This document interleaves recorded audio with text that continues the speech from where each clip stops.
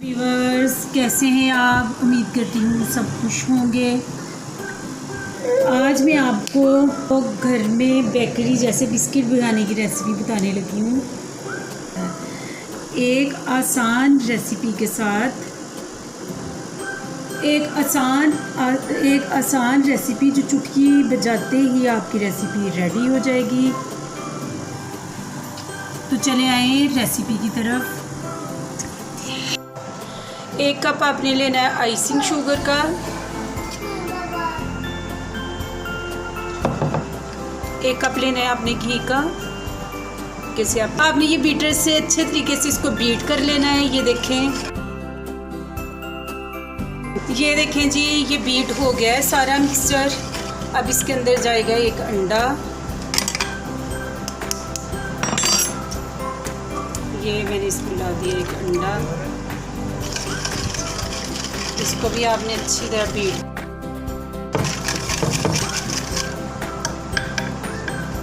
ये मैंने लिया 3 कप मैदा। ये 1 पिंच मैंने लिया नमक की।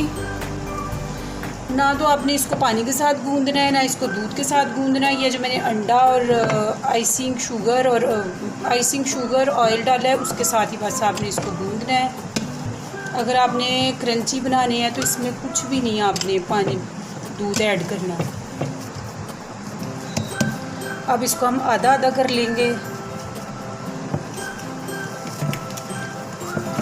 ये जो मैंने 1 पेड़ा अलग से निकाला था, उसमें अब मैं डालने लगी हूँ ये कोको पाउडर 1 चम्मच।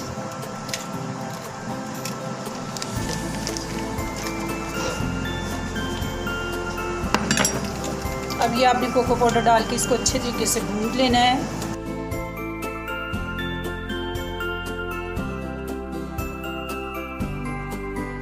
जो सादा मैंने रखा था उसमें आपने डाल देना है थोड़ा सा आपने वनीला एसेंस, जो सिंपल है उसके अंदर। ये देखिए जी, ये थोड़ा सा मैंने वनीला एसेंस डाल दिया है।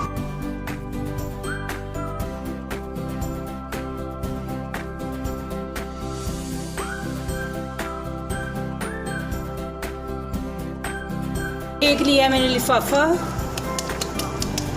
ये पेड़ा ये लिफाफे के अंदर रखे आपने।